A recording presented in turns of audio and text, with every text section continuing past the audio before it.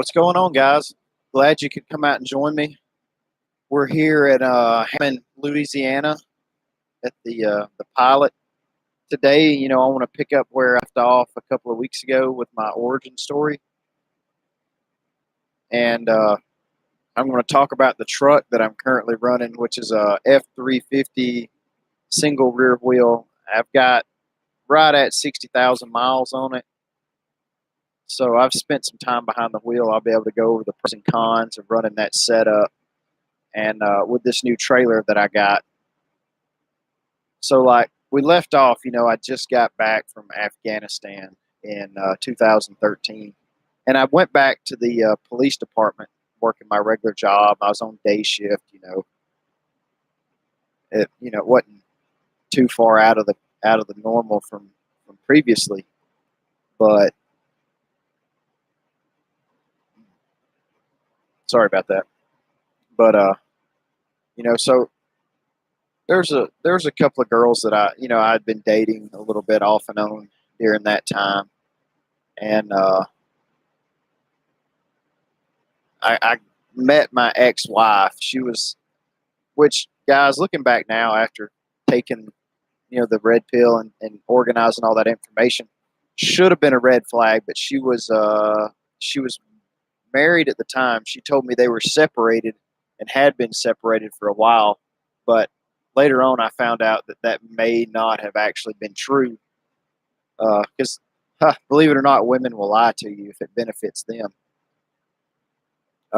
when it comes to living arrangements and shit like that.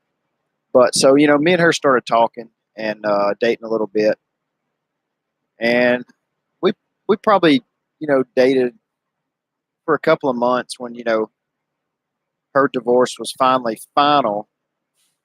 Then at that point I didn't have a problem making it publicly known that we were dating, and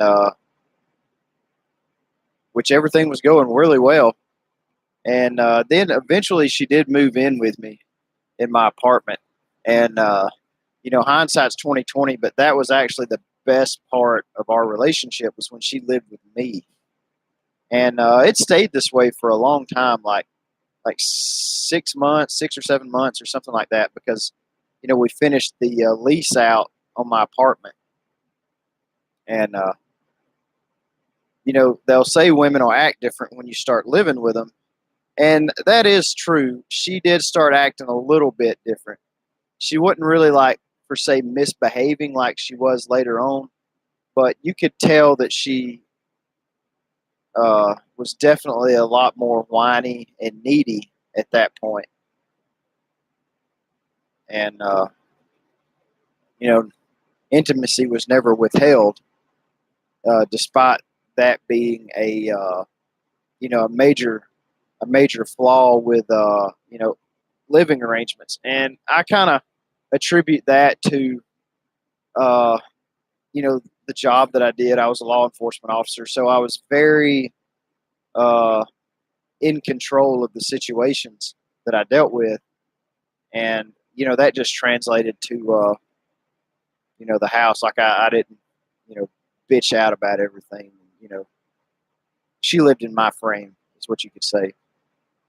But after a while, we did get engaged, and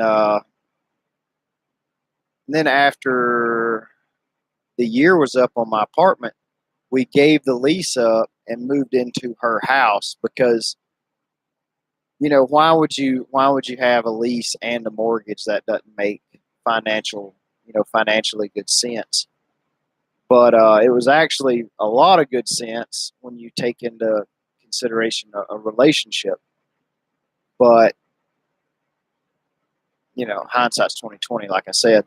So the one thing that I noticed right away was when we moved into her house, she was very upfront with, "This is my house, not your house. You live here. This is my house." And it kind of, I should have took that to be not just a red flag, but a fucking flare, of things to come. But being being raised in the blue pill mindset. You know, hey, you got to get married, blah blah blah blah, make the woman happy, whatever, whatever. Sorry, I've been driving all day, but you know, I kind of, you know, took it with a grain of salt and carried on. We eventually, you know, and where she was whiny and needy at my apartment, she gradually started becoming more confrontational and aggressive about various things, like that napkin doesn't go in that drawer, it goes in that drawer. The cookie jar goes over there in line with the other three cookie jars in ascending order by height. And we got into it one night over, you know, I didn't mop with the grain of the fucking wood, the hardwood. So she was pissed about that. I told her, you know, that's fucking stupid. If she was, that, that worried about it, she can do it her damn self. And so eventually, after we lived together for probably, engaged, living together in her house, we probably lived together for another 6 months. So we'd lived together for right at a year. No, it was closer to 2 years. We got married, and our marriage was almost 2 years. It was like 2.5 years. And a lot of the content creators in the manosphere, they talk about, death by 1,000 paper cuts. That's what happens, or what happened to me. You know, uh, where I was at this certain level, being a single guy, like I was very financially stable, had my own place. I could buy whatever. Like I decided one day that I wanted a fucking Harley motorcycle, so I went and bought a fucking Harley motorcycle. After we got engaged, we we bought a timeshare that was very financially taxing, and that was when and I got it because she liked to travel, and it was a good product, but a terrible fucking purchase, you know, financially speaking. There are better options, but so as we stayed married, what gradually happened was somehow we managed to accumulate more and more and more debt and more bills, to the point to where, I mean, I was actually working 24 hours at a time at, bouncing between 2 and 3 different police departments, managing the business that I started during our marriage, and, uh, you know, going to the National Guard. But anyway, so, that happened. And as, we both began to work more to pay for these lifestyles that were obviously above what we were capable of supporting comfortably. She was getting more and more confrontational and more bitchy and more whiny. And instead of maintaining the frame, I was so tired. I finally got to the point where I was just like, shut the fuck up. Just shut up. Just whatever. Oh, you want, this or that, whatever. Just whatever. Shit, sorry, guys. It's been a long day. But the main things that I can take away from, you know, the marriage is obviously don't have a joint account. That's a terrible idea. Uh, don't live with her. She lives, if once you get to that point, don't move into wherever she previously lived. Make her sell or give up her lease and move in with you. And yeah, and make sure you maintain that frame. Like I said, you actually have to tell her no eventually, or otherwise, they turn into like spoiled children. Another thing that happened during our marriage was I started Privateer Solutions, a transportation company, because I had a buddy that asked, he told me about his hot shot business, and I was like, oh, that's pretty cool. How do you get into that? And he told me, buy a truck and trailer and lease it on. You'll get 75% of the money. You'll have to pay for fuel, you have to pay for your driver. And at the time, the market was really bull. Like, it was, if you couldn't make money at this time, you're a fucking retard. So that's what I ended up doing. Well, I should have just let that truck make the money that it made, because it did eventually. The transmission tore up on it, and instead of going right away and fixing the transmission and putting it right back out, we went and bought a new truck. We're like, well, it's doing good, it's making money, we'll have two trucks, we'll double our money. Well, one thing I've noticed with these little trucking companies that run primarily hot shots, at least in my area, and I've seen this happen with numerous companies, including my own, which I had to go back and restructure it. But they'll have, a couple of trucks, they're doing really good, they're making good money.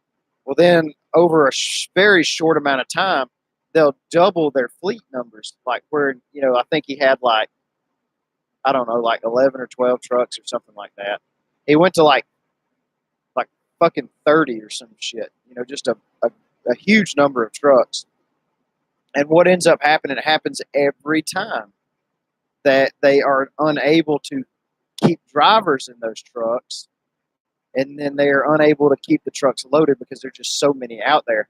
And I've sit in the office and booked freight for my trucks. It can be a very, very difficult task to keep these trucks loaded with good paying freight. It's really difficult. So basically what happened is he ends up running only about half his total freight or half his total fleet, because either they can't keep drivers in the trucks, because for whatever reason, like this little niche industry has a huge turnover rate for drivers. I mean, I've had some. I was going back and sending out my W-2s, and some guys we only had work for us for like a week. Whatever reason, they think it's an awesome job. They'll get out there and realize that they don't like living the lifestyle, so they'll quit and want to come home. It's a pain in the fucking ass. It really is. So this was going on, and they restructured the way they did their payouts, and my truck was costing me more money. I was actually having to pay them so that they could use my truck to make money, and that's a terrible, terrible business model. So that's when I ended up getting my own motor carrier authority, and we started running R2 trucks. And that's where we're looking back on it now, guys. That's where we should have stayed at for a long time. And truth be known, I should have drove one truck myself. And that's what I tell guys now. If you want to start this business, you need to start with one single truck and drive it yourself for at least a year or two, and just pay off your equipment and pocket that money until you get comfortable enough that you think you could buy another truck and trailer and keep it loaded with a good driver.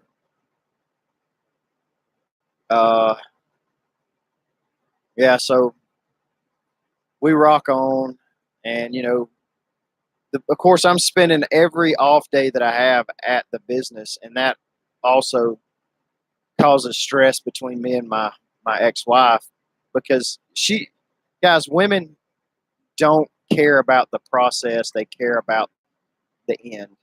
Like, they don't care that you had to knock over 12 bottles at the fair to win the bear. They just care about the prize that you brought them. They don't appreciate the struggle, they appreciate the reward. That's it.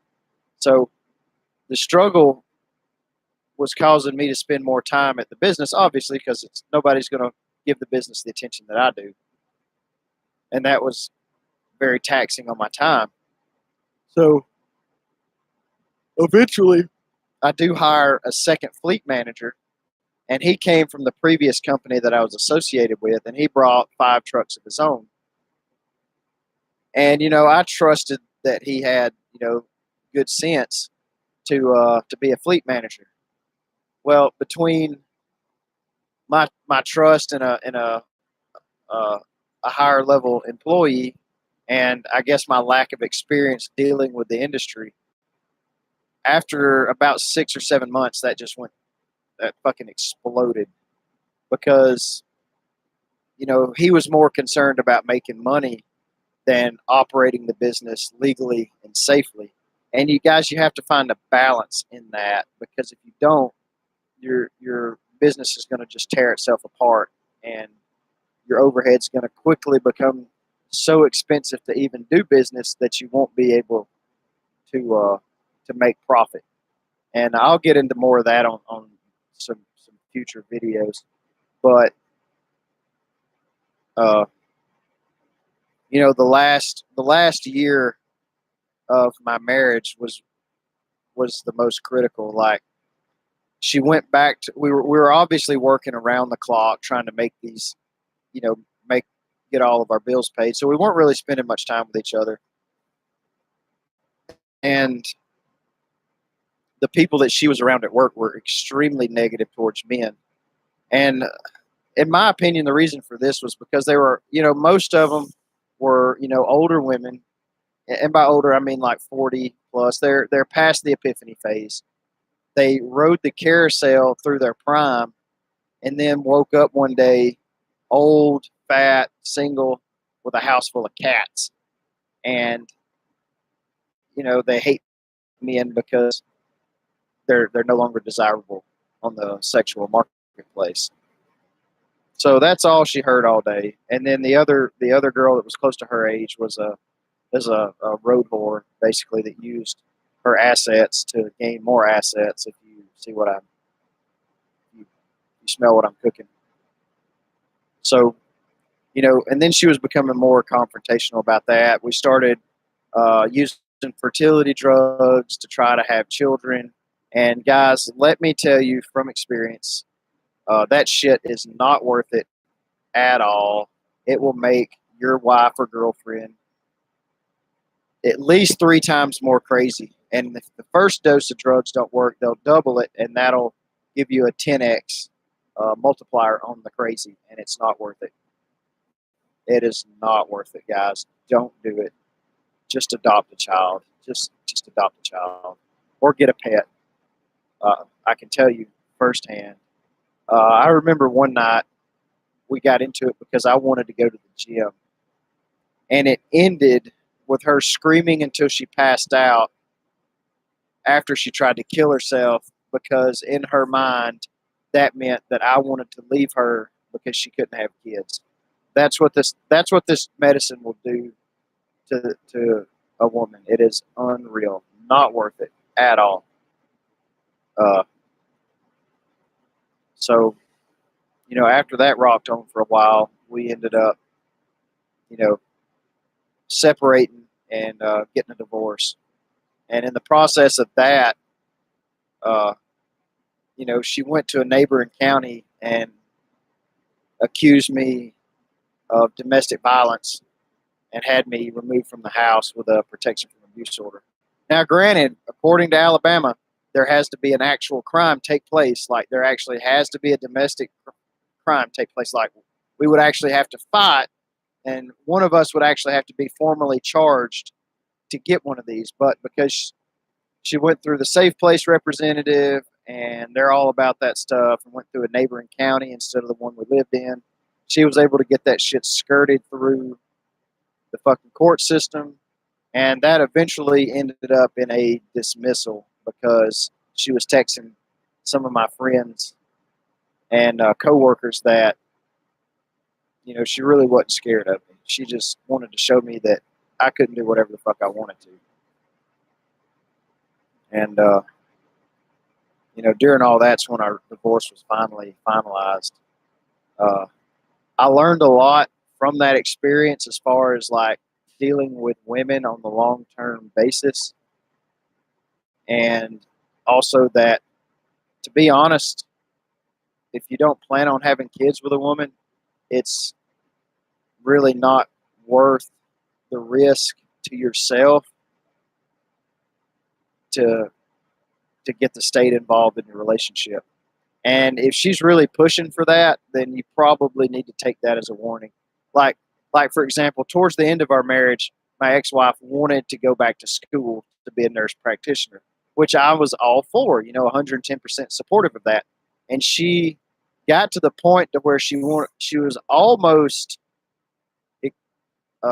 demanding, wanting my GI Bill to pay for her college, while at the same time threatening to divorce me if I didn't behave in a manner that she wanted me to, that she wanted me to.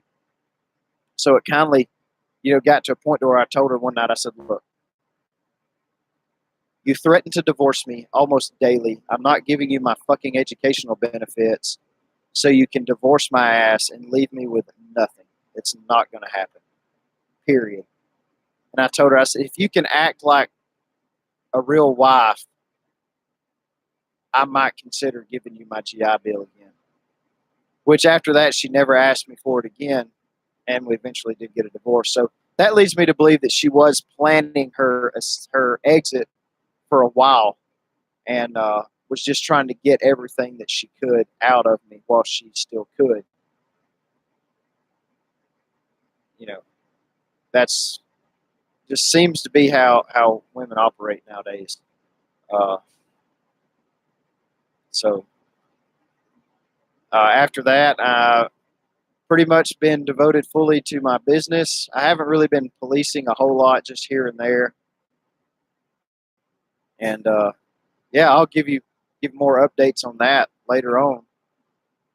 For the second part, we're going to go over the F350. I had been traditionally running the Rams, and I had been doing a lot of reading on the Fords, and the dealership around my hometown. The Ford dealership's a lot easier to deal with. They're a lot more transparent on their pricing and stuff like that. So I decided to go with them.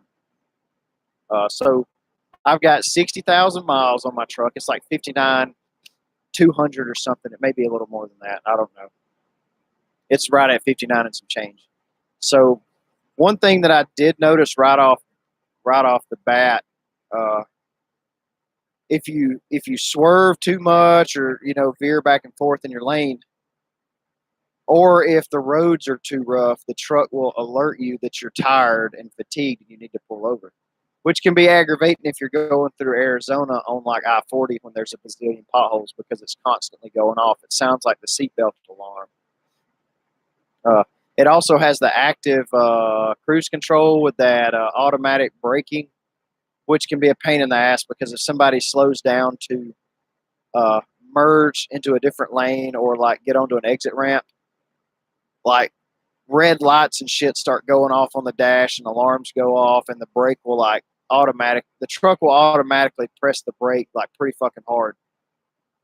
I've actually locked up trailers because the truck thought that somebody was like, it was an imminent crash, and it'll flash on the dash too, like imminent danger, some bullshit. The seats are very comfortable. My truck is currently the King Ranch trim level, so the seats are really comfortable. I love the heated seats. I never really was into that kind of stuff, and I didn't use it for a while, but driving around through the winter, I was like, fuck it, I got it. I might as well use it. I'm paying for the shit. So that's super nice. Even if you wake up and you went to the gym the day before and you're sore, you can turn that on and it's really nice. Let's see. The GPS is terrible for what I'm doing because it doesn't consider that you got a 36-foot trailer with like 16,000 pounds on it. So I actually use a different device for my navigation. The back seat's pretty roomy. I took the bed frame and the bed out of my 01 Ram and put it in here. And believe it or not, guys, it's the same amount of room in that 01 Ram or Dodge as it is in this 18 Ford. The main difference is the doors and the way it's arranged. The biggest caveat to the Ford that I really love over like my 16 Ram and even the 98 and the 01 is how easy it is to do the maintenance on the truck.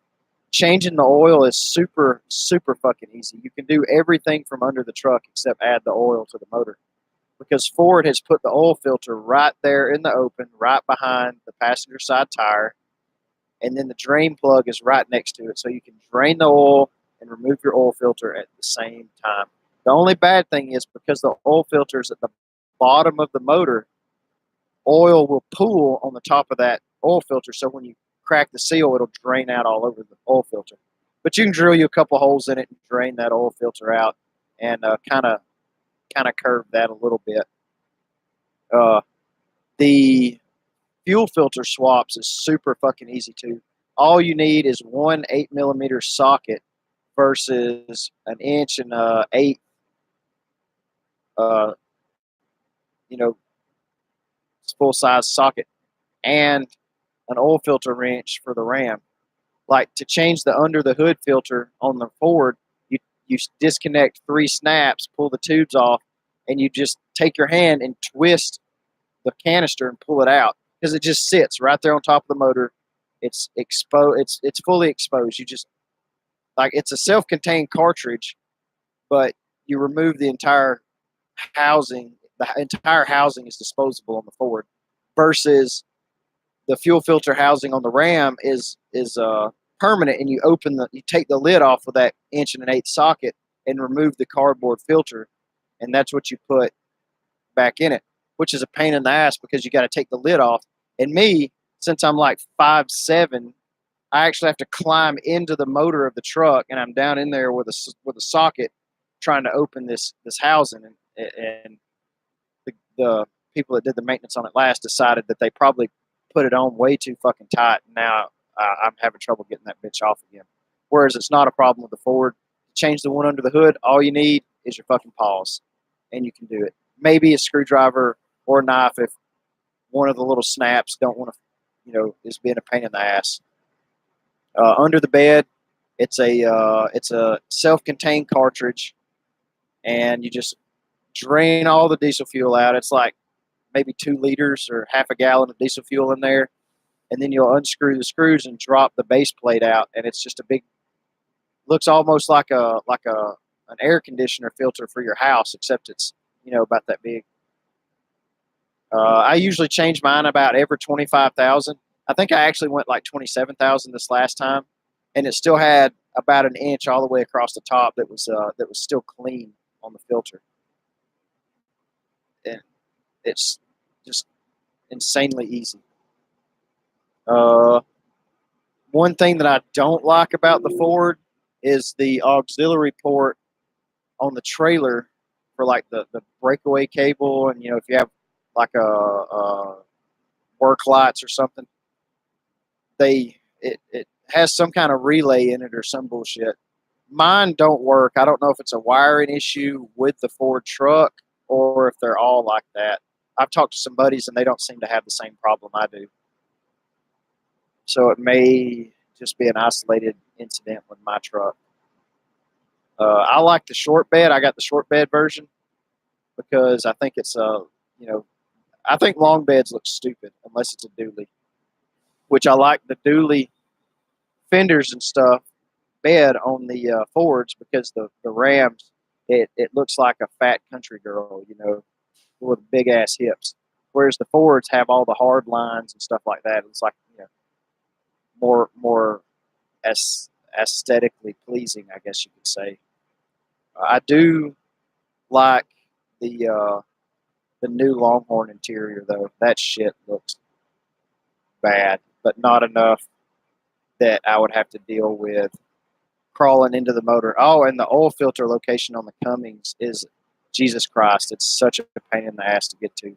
It's right in the middle of the motor on the passenger side, and my arms aren't really long enough to get to it from the top or the bottom, so I'm just kind of like doing this weird struggle shit, and it's just a pain in the ass, whereas the Power Stroke is just right there.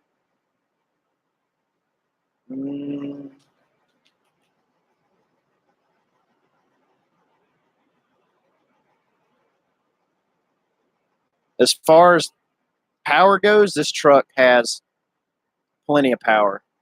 It's got the 355 gears, and like I I got a new trailer. I got this Load Max dual tandem. It's rated for 22.5 GVW. And I had a ball valve for a gas line. It weighed 16,000 pounds. And I hauled it from Birmingham, Alabama to El Paso, Texas, and had no problems at all. These trucks are workhorses.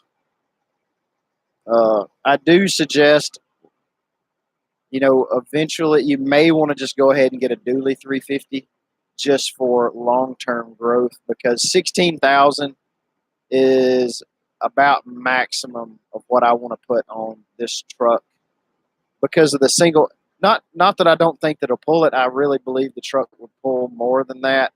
But the problem you run into is your tires are not rated to handle that much weight. Like if I wanted to up the payload more on my truck, what I would end up having to do would be to get like some 19.5-inch wheels and like some 16-ply tires. And I could probably get another, 2,000 pounds on the ball before, I started blowing tires out and shit. That's a big problem that I really don't want to have. So far, I've only had I haven't had any major issues with the DEF system. It has some weird tendencies every now and then. Like I noticed that sometimes when you get low on DEF and you fill it up, it takes it a while to move the gauge and for the truck to say, "Oh, hey, shit, my DEF tank's full now. I don't have to sit here and beep constantly." Sometimes I have to run over some potholes and shit to maybe get that floaty or whatever it is they use to move the valve up in place. So, but all in all, I really like the Ford. I'm probably not going to go back to the Ram unless it's just a super fucking good deal. Oh, and of course, when you delete a Ram, it sounds like a really fucking big Honda Civic. So there you go. Not really into that. I really miss the tow mirrors though on the Ram. I really like those a lot better than the tow mirrors on the Ford. But you can't have everything. So that's going to be it, guys. If you guys have any questions or comments, give me, drop me leave me a comment, hit me up on Facebook. And I also have Instagram now. I believe it's just my name, Jesse McKinney. And I put a link down below if you have some really specific questions or you want to have a long-term discussion on the transportation industry. Send me $50 and we'll get that scheduled. Also, I got the link to the RobinHood app. If you decide you want to start investing, you'll click that link. Me and you both will get a free stock. So that'll be it for tonight, guys. You guys take it easy and keep those wheels moving.